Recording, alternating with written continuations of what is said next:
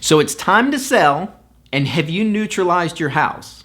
My name is Sean Larson. I'm a real estate broker, and let's talk about what exactly neutralizing means. You've probably heard the term, you may have even already done it, but in general, neutralizing your house means making it vanilla. Making it appeal to a lot of people. Now, as we have this discussion, now keep in mind, I understand the specialty houses, the niche homes that have bold colors and maybe a techie look to them or something like that, and color goes on those homes. It is just part of the decor. It is part of the vision of building that home.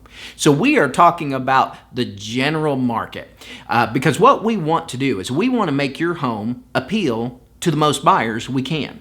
And let's just talk a little bit about what that means in terms of visual effects. Because when you neutralize your home, you are generally taking out most of the dominant colors. And so what that does is it opens up the minds of buyers coming to look at your home. It opens it up to put their vision on your home. Because we as humans, for some reason, I witness it regularly. We have a little bit of a speed bump when we try to put our vision on top of dominant color. So for example, if you had a home that had a really strong paint color on it, pick your color, any of them, and you compared that to a home that maybe had white walls, light gray, beige, anything that's kind of neutral and just not very dominant, chances are high that the buyer who wants to put their vision on a home is going to have a much easier time on the home that is neutral. It just is. I witness it all the time. I have seen people move on to other homes to purchase because the colors were too dominant and they didn't want to take that task on. Now keep in mind, we're not talking about will paint cover the colors. That's no problem. We can go in and prep the walls, prime the walls and paint, put the new color on. That's no problem. It's a visual and imagination type of thing. The buyers can't really imagine their color on top of a bold green. I like to pick green because I see it in a lot of John Deere type theme rooms or in the beach. You know, we see a lot of bold colors and we can get away with a little bit more at the beach because it fits the theme.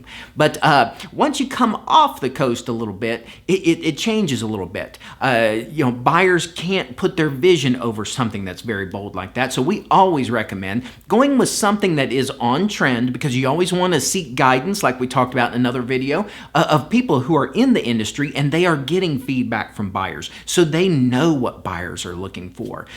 So as the trend goes, you follow those, but quite often it is going to be a neutral color, white, beige, light gray, something like that.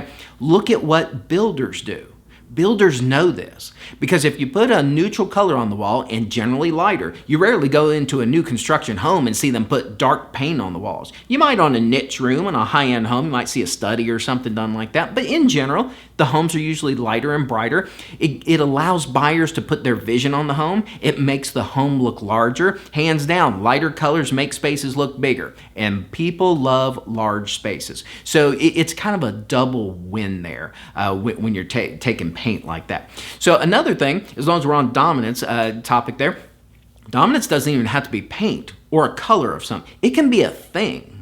So if you tour your home and you see something that is very dominant, chances are high that when buyers come through to look at your home, they are also going to notice that as being a dominant thing. It might be a piece of artwork.